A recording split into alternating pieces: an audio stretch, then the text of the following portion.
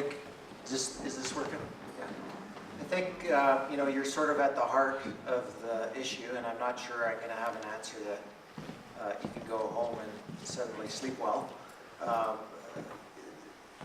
More people, more development results in less habitat for wildlife and room for wildlife. There's no way around that. There's no way to feel differently about it. It's a fact.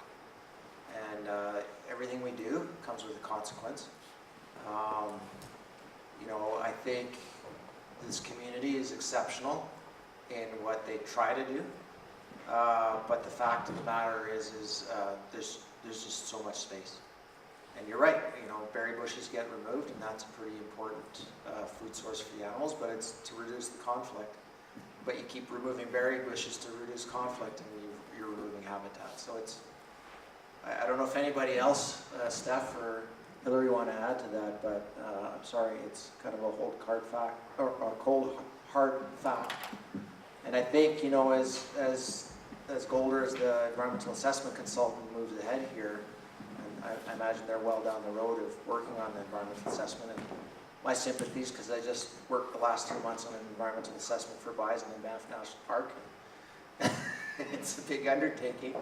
But part of any modern environmental assessment is something called cumulative effects. And what cumulative effects does is it looks at every past, current, and projected future activity and considers the proposal in the context of everything that's already going on in a wider geographic zone.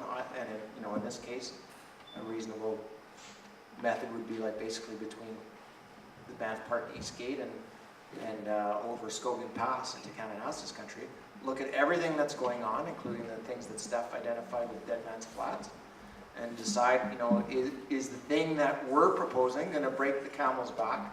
Is it going to be the last straw? And I would suggest that, you know, that's going to be a very hard question to answer if the proposal is essentially to create enough housing for another 10,000 people here, which is essentially what it is.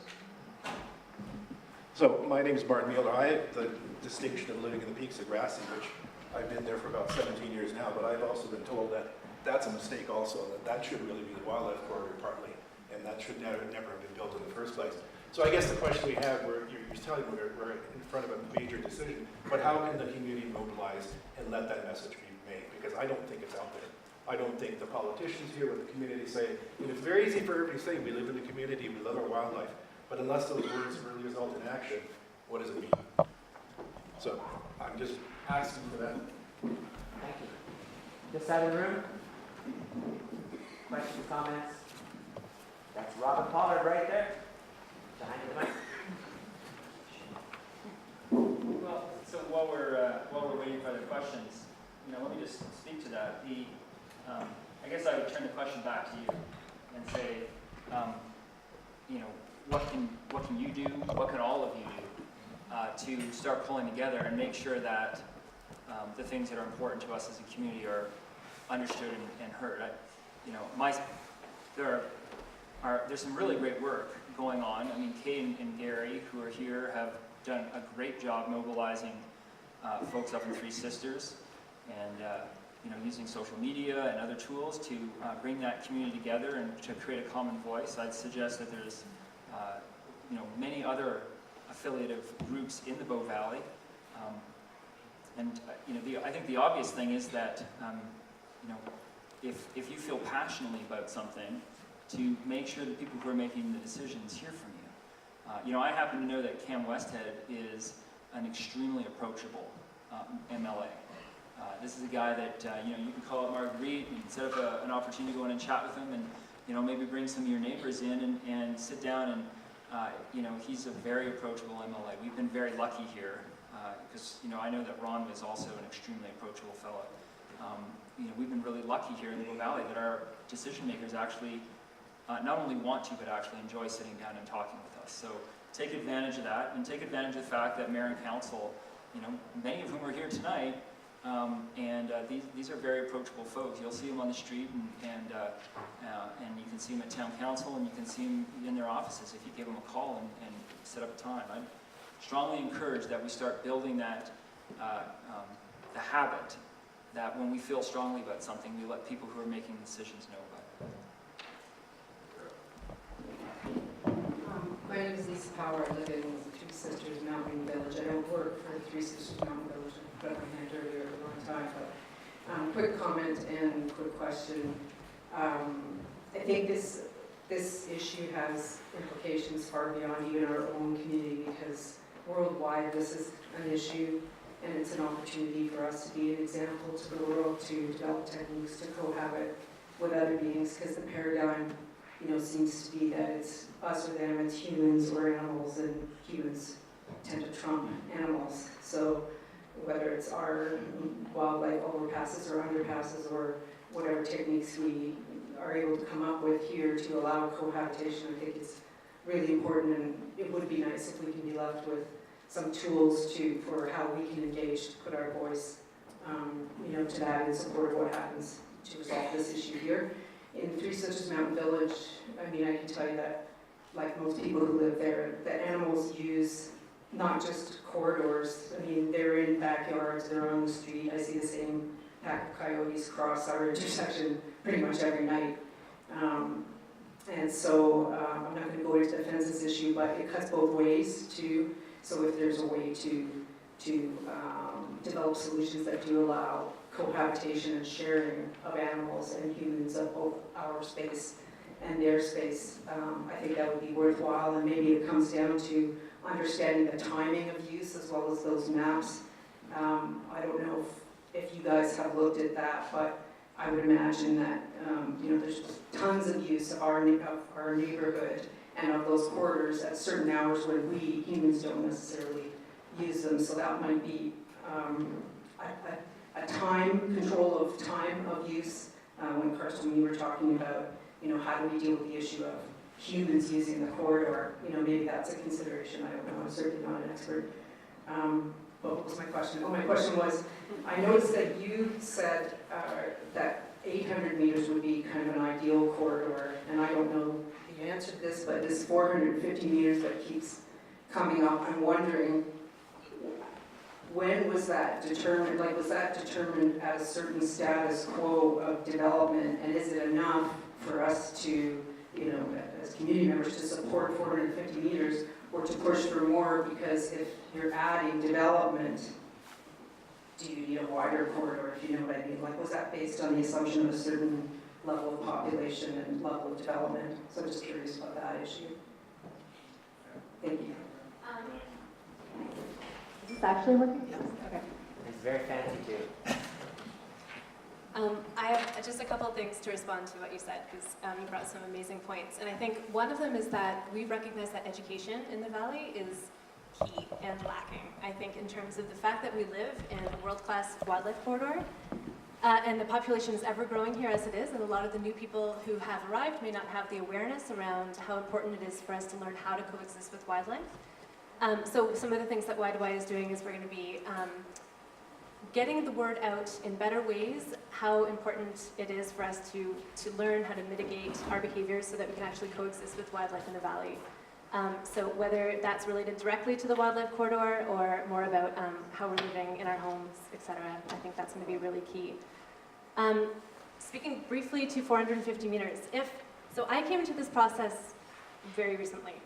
And 450 meters is a new concept to me. And if I were coming in completely fresh, and no work had been done here at all, the ideal way to approach this would be to have some ecologists with GIS come in, and they would go out, they would pick 7 to 9 focal species. They would measure the movement behaviors of those focal species over many years and seasons. They would use that data, they would take the data, put it into a model, model least cost resistant paths through the whole area. They would get this beautiful corridor in the end. You could put together, you'd have these different movement paths for the different species, you could combine them, and you could get what is essentially the best corridor for all the species you're concerned about. And the species you would choose would be species that are related, that essentially cover a whole breadth of habitat needs. So you'd have everything covered.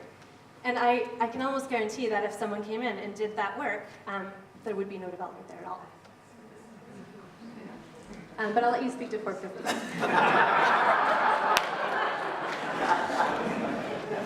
Try to follow that up. Let me think through how I'm going to approach this one. You know, it's a great question, Lisa. I think in an ideal world, we would be pushing for the 800. It helps fortify my point that the 450 is a definite compromise. I think what we're trying to do is recognize that this has been a long-standing issue. There are, I think rolling this back to no development, I would love to see a faction in the community examine that, and I think it would involve a pretty serious fundraising campaign. I'm not saying that's not an option. I definitely looked into it, started to look into it at different stages of this. There's different tool sets out there to try to achieve that. I think if for this conversation to continue on its current track in a productive way, I think that would be a serious setback that would affect the credibility of those of us that have been involved over the longer term, because the 450 is very consistent with what we've been talking about in the past, and it's rooted in science still. It's more is always better from the perspective of wildlife. So I don't know if that helps. Well, you can be reasonable with your demands, so 800. Fly at it. In some reason. Great, thanks. Next question? Thanks for introducing yourself. Deb Sanderson. I'm from Calgary. And I've been following this since about 1994, so I've been interested. But one thing I have done recently is research a lot of the work that has been done on the Bow Valley, and I was quite impressed with how much work has been done. That in many ways there is a lot of information you can draw from, and it's well written, it's well researched, and I think it's important to remember that comes into play here. Since this map is up on the screen, I was just wondering if someone could speak to it a little bit. If, for instance, what do the hatchers mean on there? Because obviously we can see where the development would be extending into the golf course area, but also what does the hatcher actually mean on that map? Thank you. Who is your question for? Whoever can speak to the map. Jessica? With permission, Yeah. obviously. Sure, ready?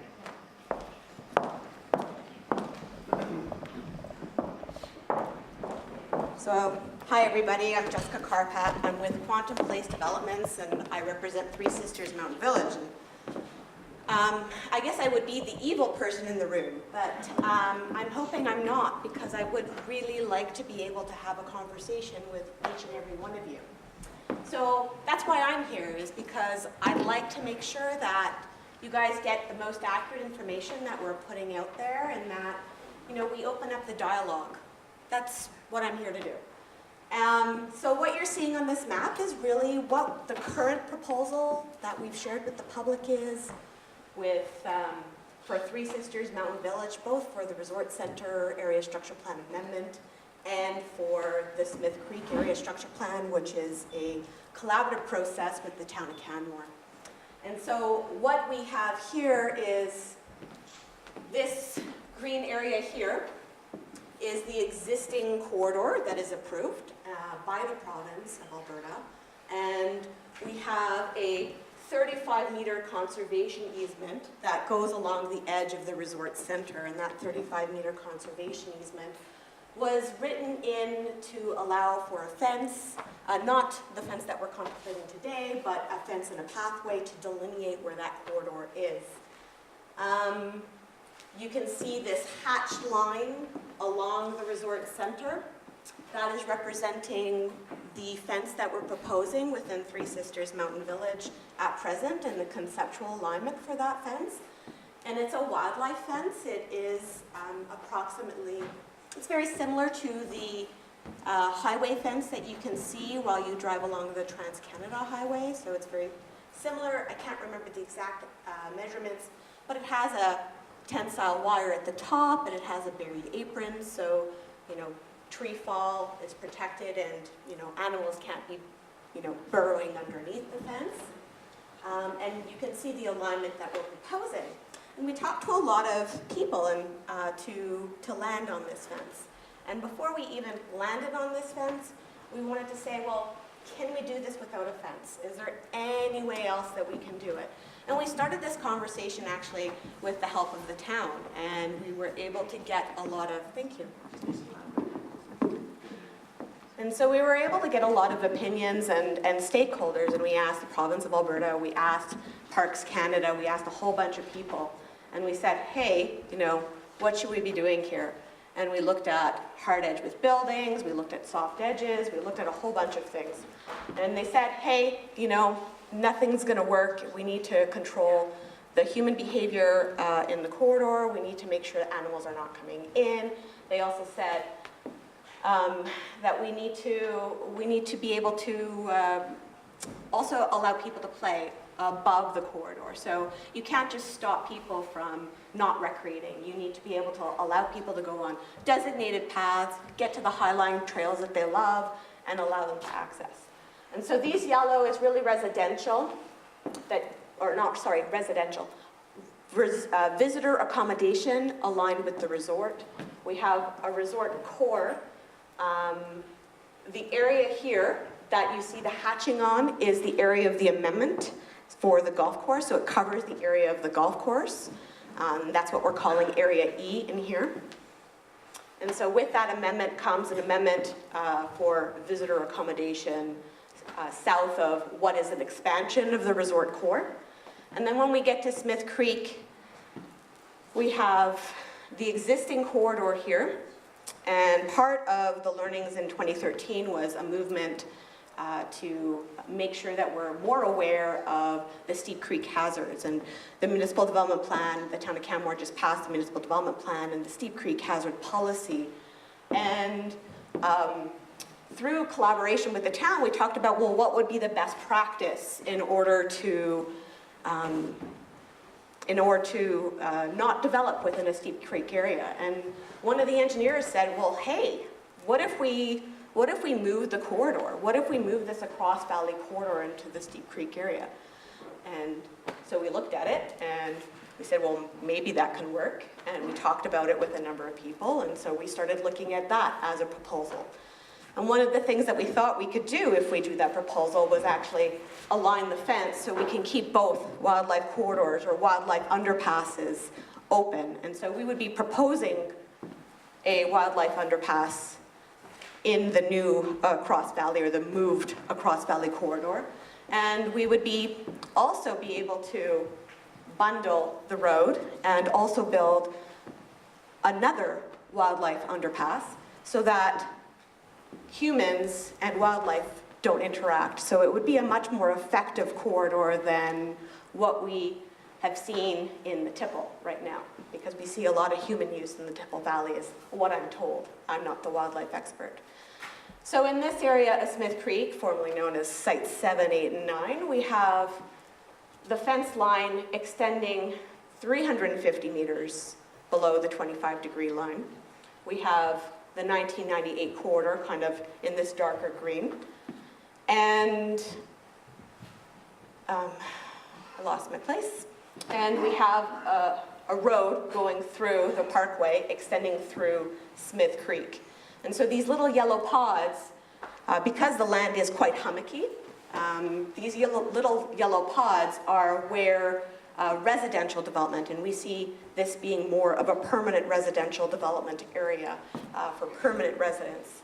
And so these pods are generally designated for residential so that when we get to the more detailed planning stage, we can be more cognizant of the grading.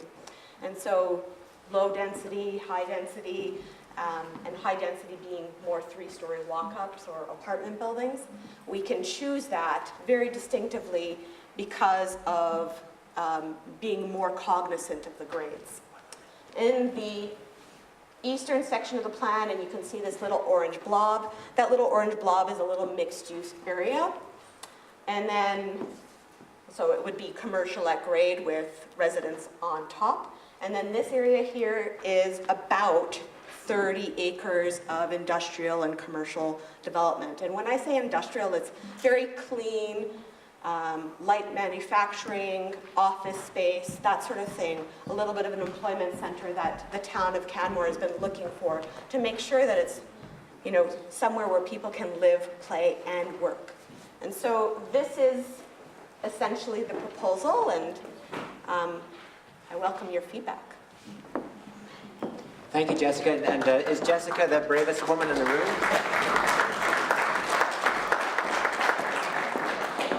If we could just have the lights back up, please. Let's go to Jim Passat. Come and I'll just pass you this. My name is Jim Passat. I've been a resident here in Canmore for 18 years, 16 years. Not enough years to add up to the rest of you guys. Ms. Kopp, I have a question. This map appeared in the paper, I think, within the last week. And on June of this year, Mr. Ollenberger from Quantum made a comparable proposal to council, and a slightly different map appeared in his presentation and subsequently in the local newspapers. Both maps seem to serve a lot of Three Sisters purposes in showing where development will happen, what kind of development, and so on. But neither map addresses the key question that's been around for a decade, and that is how wide is the corridor between below approximately 25-degree slope.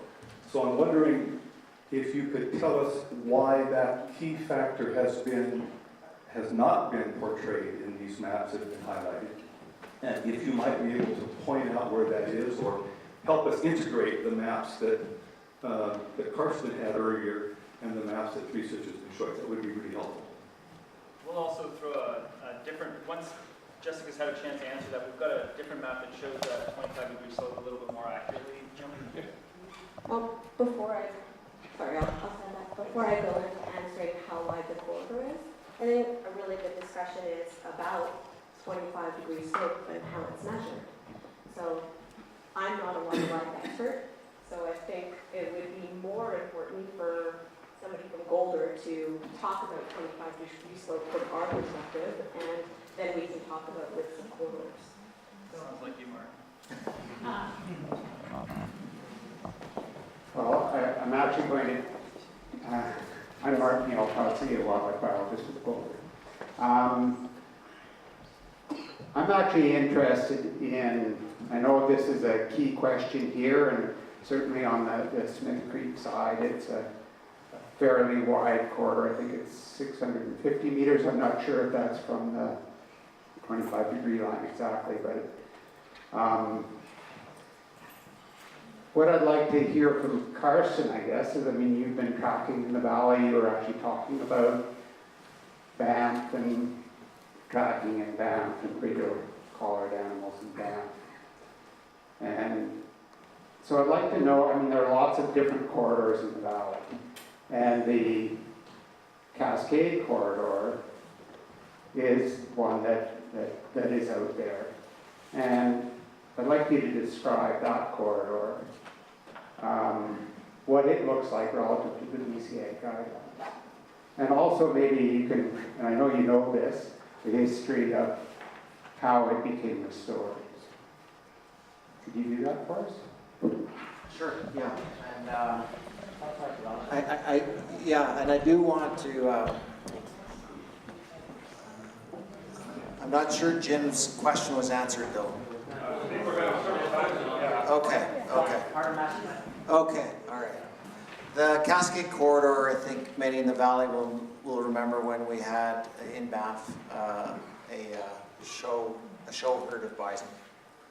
I think a lot of us grew up, you'd go skiing, you'd pull over, beg your parents to go into the bison paddock, and you'd do the round and you'd see the bison and feel a lot better as you went skiing and headed home. And so that's the corridor we're talking about, that sort of flat grass airstrip, and then the adjoining cliffs that head up towards the waterfall on Cascade Mountain.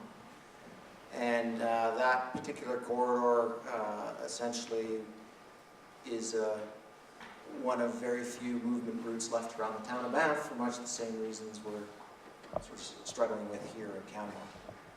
And so I can't remember the exact dimensions.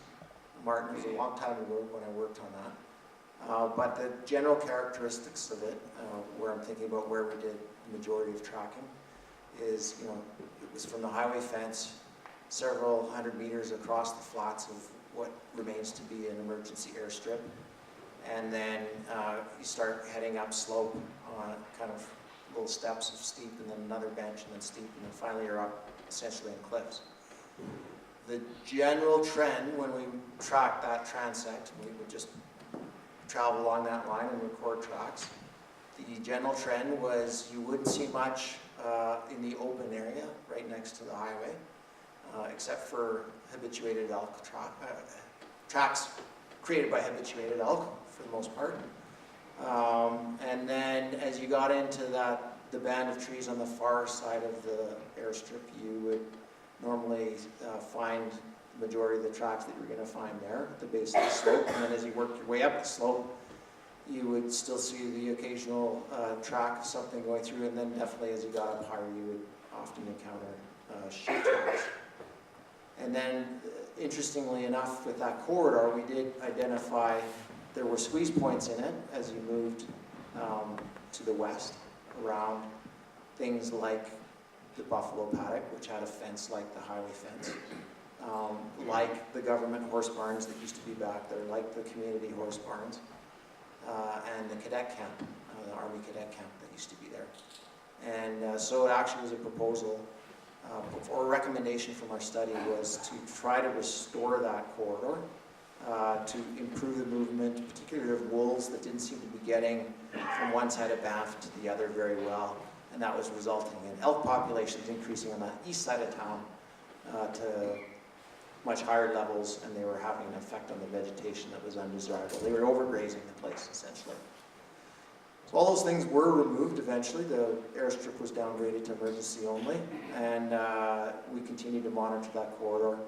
And wolf use actually increased in that particular section of the corridor by 700% within just a couple of years. So it was a really cool, direct story for me as beginning my career in biology, of doing the research, coming up with a recommendation that actually gets followed, and then seeing the feedback of the animals in a very short time frame. Hillary, do you want me to put up the 25-degree slope map? Start with Jim, right? You get that answer first up. Thanks for that, Carson. For the audience, if you want to look this up, Dana Duke and a number of other authors, and certainly Carson, you're attributed in a number of places throughout the article. The corridor that we're talking about is approximately 6 kilometers long. It varies in width from 350 meters to, now I can't remember, something over that. And the majority of it is over 25 degrees. And what you just heard Carson describe was the removal of human use from a corridor that wasn't being used by wolves, and that it became a very effective and an effective corridor for wolves and cougars moving back and forth on the north side of the valley. And this is irrespective of the biophysical attributes in that case. So this gets back to this particular area, and if you actually look at, and we've done this, looked at using fairly coarse DEM, digital elevation modeling, so 10-meter digital elevation modeling. If you look at what's being proposed currently in the next to and on Three Sisters land, is actually a lot more benign when it comes to slope than what the Cascade corridor is. Benign is a biological term I'm not familiar with. Benign would be it's not as steep, it's not as rugged. So Martin, I'm going to challenge you to make your point in a sentence. All right, and I just wanted to describe the corridor completely, that was all. Thank you very much. Thank you, Martin. Where are we going now? Jim, are you happy? Can I just make one point? Yeah. Sure, yeah. No, thanks for that, Martin. And I think a lot of your points are well taken. And Martin and I have known each other for decades, and I enjoy the sparring that we do. But I think it's important, it wasn't the removal of human use that improved that corridor for wolves, it was the removal of human development. And what we're talking about here is adding a significant amount of human development.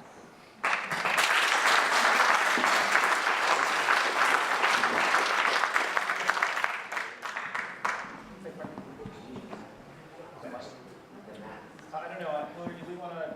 I just wanted to, this is a clear map that we have showing, I think we have, this is a 20-degree, This would be 25 inches. 25, sorry, I can't read it from here. 25-degree sloped. This is in response to, is there a clear line? There is no clear line. It's true, there are fingers of elevation or of topography that sort of move down into the corridor. So it is hard to actually create a clear line. And I just wanted to clarify it with the map. Adam, if we could have the lights back up, please. Thanks. Questions, comments? Please, go ahead, sir. My question, comment. And just introduce yourself. My name's Alex. I have lived in the valley for a while. It seems like over the years you watch subdivisions being built, and then I travel a lot on the highway, do service work, and each time a new subdivision opens up, each overpass has 10 or however many red spots. And so it seems to me, as my observation is that as we have development and the sensitive areas occur, we have more spots on the road. So my comment was, what significance was placed in regards to the location of the corridor? So I went for a look down the valley to see what's past Gap Lake and Lac des Arcs in regards to flow. So if you start on one side of the valley, when you come across Gap Lake, you have Broad Creek, which isn't very passable. Then you have a lake, and you have tracks. And then you go further down, you have Farge, and then you have Lac des Arcs, and then you have Heart Cube Trail. And coming back this way, you have really high steep mountains that are quite not accessible. So the significance of this area for me would be this is the only area that they really have to pass through. Because you can restrict or whatever you want for development, but in the end, where are they going to end up going to? So that's my thought. Yeah. Thanks, Alex. Yeah, I have friends who work for the province and are responders to reported wildlife conflicts, particularly with bears. And they're called to Lac des Arcs area quite a bit. And because of that restriction that you're talking about, both topographically and then the combination of the Lafarge plant and Exxon, and then right across the river there in the lake, the community of Lac des Arcs, a lot of wildlife trying to kind of run that gauntlet, they don't have a lot of choice to get into trouble or conflict in Lac des Arcs particularly. And I think it really does help to highlight the importance that we maintain the good east-west movement in this particular area that we're talking about. And if you think about an animal trying to get, again, hypothetically from Banff National Park to the east, to Kananaskis country, it has a much clearer route if it goes over Scogan Pass, which is where you see the power line going directly to the east of this corridor into the Kananaskis Valley, and it's a low-treed pass. It's the alternative to running that gauntlet further down past all the rock mining and so on in the valley. Steph Legault gave a very articulate response to this gentleman's question about getting engaged, and I just want to make sure that you're all aware that the Yellowstone Yukon folk are collecting your email if you should choose to give it to them, and if you're not already getting those. There's a clipboard going around. There's Adam Leonard standing right there who is determined to get your email address from you if you want to give it to him before you leave the room. And that's part of this whole plan. You just need to keep your finger on the pulse of what the heck is going on and why do I pushes out that information really well. Sir. Hi, Les Sekelnick, a resident of Three Sisters. If I've understood this correctly, we can do a corridor that's 450 plus at Smith Creek, and I heard numbers of up to 600 meters. Yeah, if you measure from the 1998 Okay. corridor, it's 650 meters. So my question is, if we can do it there, what's stopping us from doing it at the resort center? You're looking at this.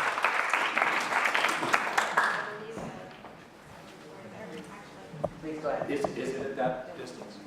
So we've been talking to many wildlife experts in the area, including Dr. Ford and Dr. Clevenger. And when we talked with Dr. Ford and Dr. Clevenger, they weren't concerned about east-west movement at all. Neither was the matrix report that was done for the town of Canmore for the G8 underpass.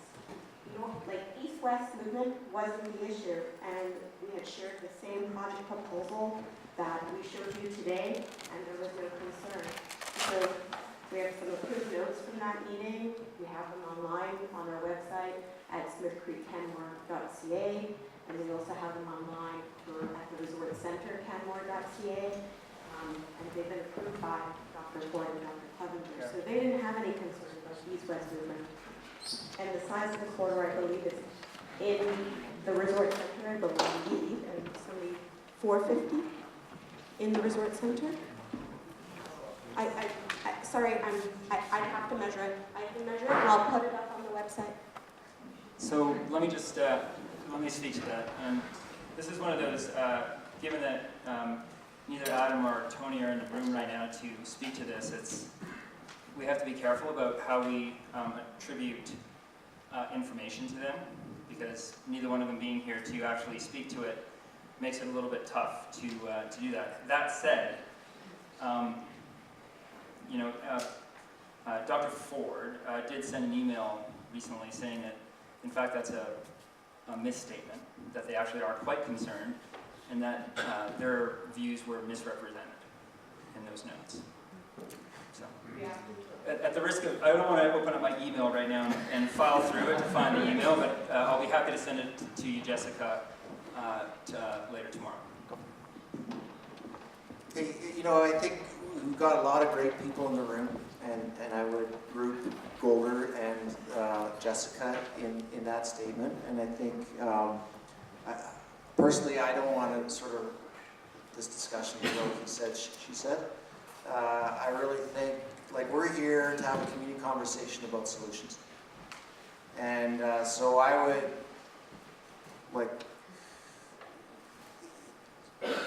encourage the conversation to go that way, and you know, it's not my role to be asking questions during this session, and I'd like you guys to do that, but you know, a question I would ask if it was my role would be, how about the 450, you know, through the, like, we're so close. I'd really like to hear, rather than people digging in, to say, well, what are some solutions? We've got some great expertise in this room. People have a long history in the planning department. I know there have been proposals about, you know, long acre lots where the back half of the house is on the front end, the back half of the lot actually contributes to the corridor width. You know, there's private stewardship of the actual corridor. You know, these are all ideas that have been thrown around, and I think we can, let's move there. Let's talk, let's help everybody come up with solutions.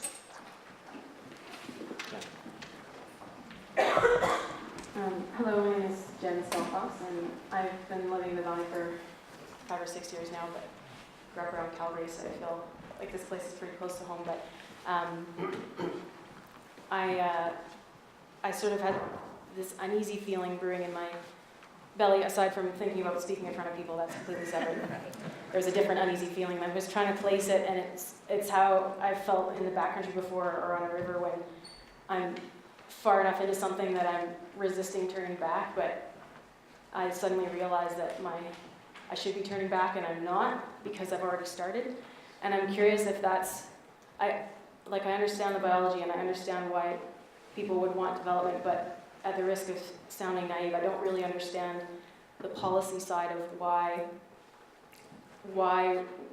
we're still considering something that maybe the science has changed to, like, I'm not trying to advocate, okay, no development, but if the science back when it was first proposed called for a smaller corridor and now it calls for something larger, are we sticking with the 450 because it's the most likely chance of success? Or are there policies or exemptions that allow for that? To me, it seems so black and white, but it obviously isn't. So is it the best chance of success, or are there policies and exemptions that make it difficult to put the science in place that we now have? I, for one, would love to hear what Ron Casey had to say about that, if you're willing. Only for Not to put you on the spot. Sure, listen to the question closer. So I'm interested in that, because Jamie, to your question, we've got decision makers in the room who are being through up one side of this and down the other. If Ron, you want to take a stab at this, if you or others. But, Well, I'd like to ramble off a little bit, so sorry if I don't answer your question completely. I mean, full name and who are you? sorry, Ron Casey, and I don't know, I just feel like the guy with the lengthy business card folder in his pocket. I sort of had a few jobs, but mostly there for the town of Canmore for, I guess, I don't know, almost 4 terms. And and MLA after that. So I've had a little bit of time around this. I mean, the information has changed so dramatically over time. So I think the 350 meters come out when Jeff Green did the original EIA for Three Sisters. That was the number that sort of was thrown around and grew out of that through BCA. You know, that those distances have changed over time, but so has knowledge, and the whole idea of BCA with the understanding that the distance the wildlife have to travel then effectively requires the widening, and so that's where the 800 number we heard earlier came from, was the fact that it's a long ways from Wind Valley till you effectively get beyond the Nordic Center. I mean, that's really what we're talking about here, is that length of corridor, because it's not till you get beyond the Nordic Center that you in fact get into real habitat. Everything in between is simply a stopgap, and so it is an extremely complicated thing to look at, and that's why the information has changed, the distances have changed over time. I think the one thing I did want to, save me putting my hand up, the one thing I did want to say was that we heard earlier on that the province designates the corridor on Three Sisters, and that's absolutely true. That's their job to do that. But the land use adjacent to that corridor is truly the pure jurisdiction of the town of Canmore.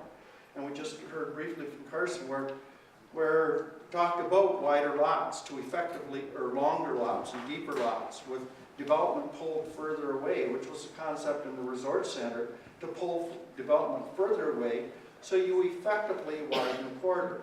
It isn't truly corridor because you have some disturbance, but you soften that edge. I really don't have an opinion on the fence, but the fence changes that. It takes that option off the table because it doesn't make any difference then. You've created a hard edge. And I guess the last thing I would like to say is on this fence, under no circumstance should the taxpayers of the town of Canmore take on the long-term maintenance and the capital replacement of this fence. If this is going to expand the land available for development, then the developer has to come up with a plan that puts in place proper funding that guarantees that not $1 of taxpayer money from the town of Canmore is going to go to maintain it.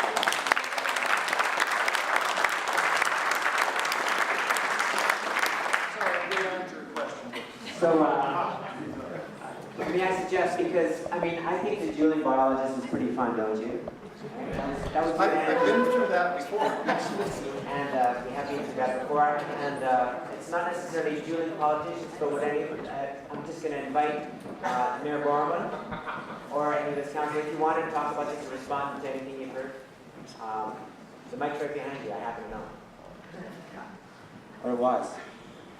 No, I'm here to listen, and I'm not going to get involved in debate. I don't think other councilors are as well. Our intent here is just to listen to the discussion, questions, and the answers. When their structure plan comes to the town, we have to enter that discussion without bias.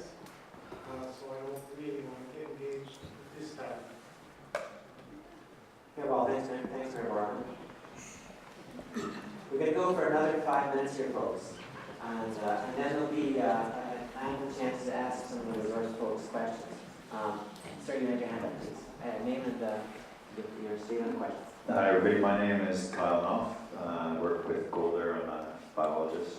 And I just wanted to make a quick comment about Ron's point there about information changing and soft edges. So we saw that Karsten put up in the slide a quote from Golder 2002 referring to the corridor and referring to these softer edges.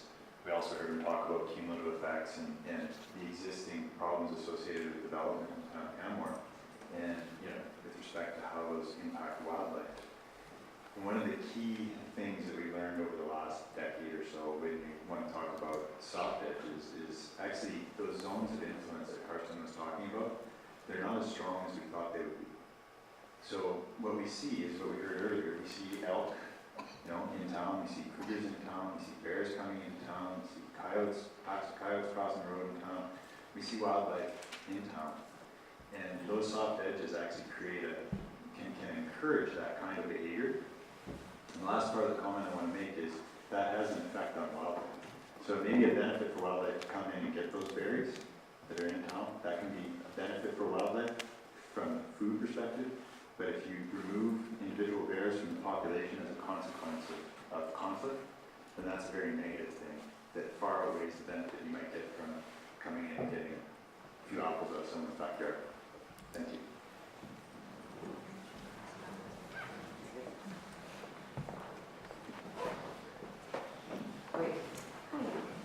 Hi, I'm Kate Ziddick. I've lived here in the 80s and 90s and then skipped about a decade and back again for the last 6. So this might be something I've missed, but my understanding was this was once the golf course proposal as well as some development, and now that that's changed. I guess my main question is, was there at that time of the golf course development an estimated amount of population increase, and now are we still working within the realm of that population? Or from what I'm seeing, we're looking at a lot of maps that can be drawn in bird's eye view, but then we have to increase the layer of frequency of people in contact and soft zones or fences. I just think adding another 10,000 people is going to increase a whole other realm of interaction / conflict. So I'm just maybe needing to backtrack as far as, was there a population increase debated around the golf course development, and without it being a golf course, has that changed? And is that a town kind of decision? That's a heck of a question that you didn't address it to anyone. I'm going to invite, and Alaric, would you be willing to kind of take a stab at that? Alaric Fish, and I apologize too, I did want to have the town administration stand, and I forgot to ask that, but Alaric, just introduce yourself and take a stab at Kate's question. Hi, Kate, and everyone else. I'm Alaric Fish, I'm the manager of planning and development for the town. So in part for Kate's question, but also in part to Jen's question earlier, back in '92, the much discussed NRCB decision set out some basic development certainty on those lands. So in some sense, the decision of whether or not there will be development has largely been made by the province through the NRCB back in 1992. How that development is going to happen is what they've sort of left us all to figure out here and giving me a great job, and others before me. So in that development cap, they did set unit numbers, and there was sort of further agreements negotiated through that. And so really what we're doing through all of these processes is shuffling that development allocation on the landscape and trying to figure out where it's going to go. But to date, there's been no real increase in those numbers proposed, and there's also no certainty that those numbers will be reached. Does that answer questions? What's the cap on the population?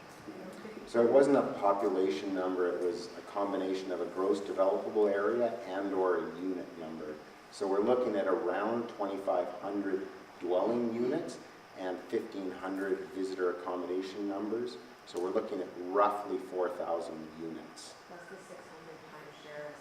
Plus 600 timeshares. So, and currently we're around, I want to say 6,500 dwelling units in town, about, off the top of my head. So, yeah, as people have talked about, it's a significant change in the number of dwelling units in town. And that has been largely preset. Thanks, Albert. Folks, you're showing commendable stamina, endurance, even when it comes to your bladders. It's quite incredible. And so, I'll put that slide back on. So Steph's going to put that slide back on. Steph is going to send us out of the room in just a few minutes here with a few last words, as promised. And I want to get you out of here in the next 10 minutes. But there's time for one or two more questions if somebody has that passion to give it that late in the night. Go ahead. Awesome. I have 2 or 3 interrelated questions. I'll be brief. My name is Rob Power. Excuse me, I have a cold. I live up in Three Sisters. Delighted to see all the animals intermingled with humans, for the most part, without conflict. I'm curious, the genesis for these 450 meters, what's the science behind it, the assumptions and the facts? Is there one particular report that was produced at the time?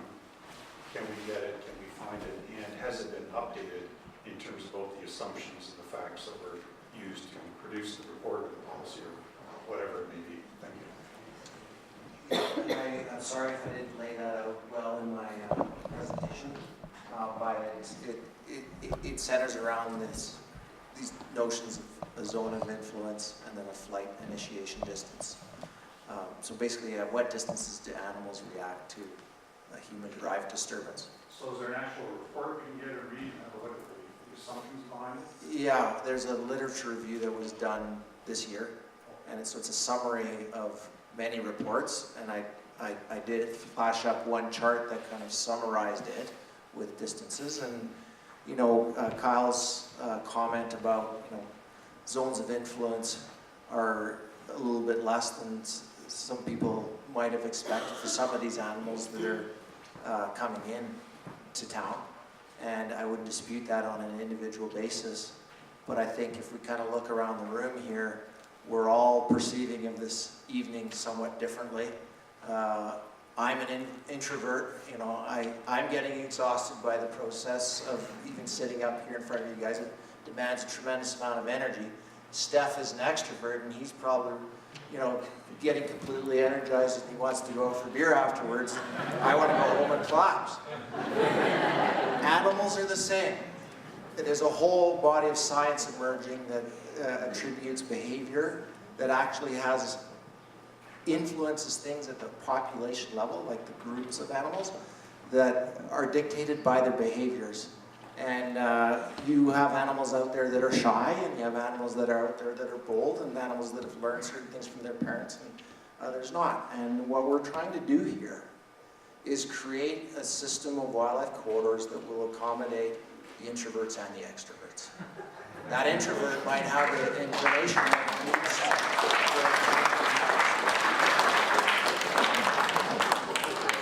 Do you have a question? So Kay Anderson, and speaking of extroverts, here's Kay Anderson. Well, I just kind of wanted to give you a little story from my husband and I.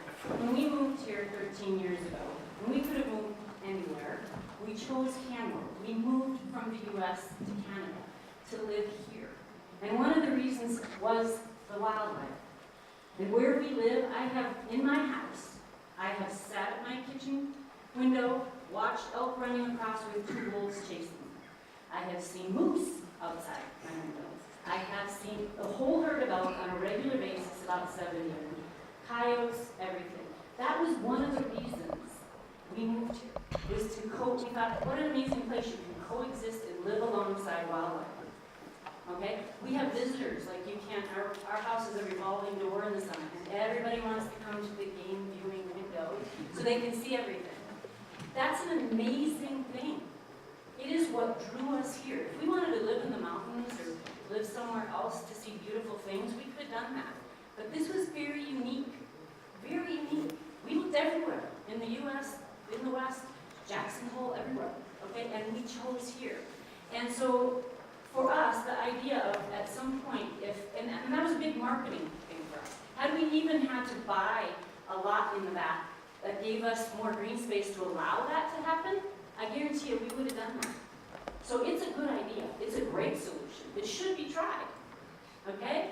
And the whole idea being that, you know, if we can all help and work together to have a solution so that we keep this wildlife moving, that was a big draw. You know, it's a draw for other people too. But if it's gone, if all of a sudden that's sterilized, and we're in a compound, I guarantee you, you're going to see a for sale sign in our house, in our yard. Because I'm not interested in living in a sterile environment of wildlife. That's not why I came here. So, you know, we really need to do, that's why we're passionate about it. We want to see that continue. We want to see our grandchildren who come up to visit be able to see that in the future. So, you know, we're passionate about it. And from a community standpoint, when this all happened years ago with Bryce Waterhouse, we started 3 Sisters for Wildlife. We are a community group. There are many members here. It is not just my husband and I, that some people might think, okay? It is not, okay? There are many of them here. And so, you know, join us. You can go on 3 Sisters for Wildlife. You don't have to like us on Facebook. You can just follow it, and you can be informed of what's going on. And be actively involved, come up with solutions. Just because we are not opposed to development. We just want it in the right place. We want to maintain a functional corridor. We don't want it to be an undermined land. I'm sick of putting money down a sinkhole to fix a hole in the ground. There's lots of land to do what they would like to do. Go for it. You won't even hear from us, you know, but let's just stay away from the areas that are of concern. That's all we're saying. So, that's my piece.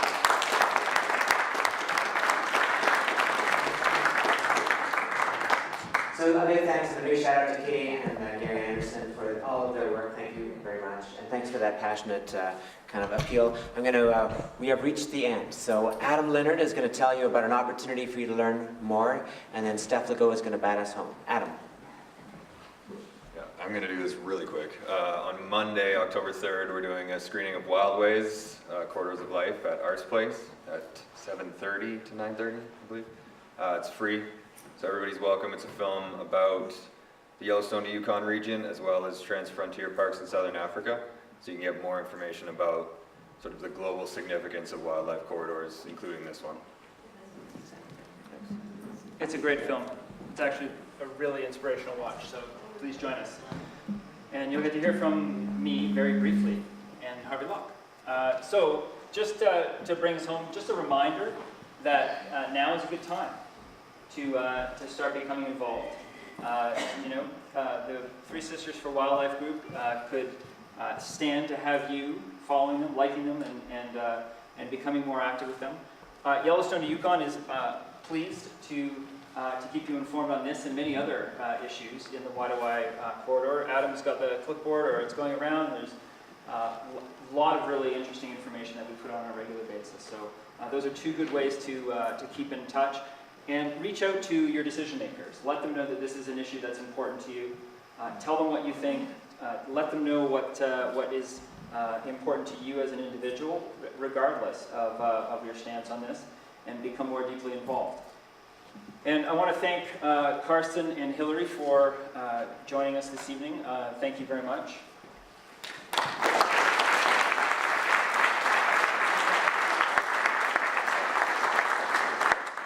Big thanks thanks to Leanne Ellison for filming this so that we can watch it in perpetuity.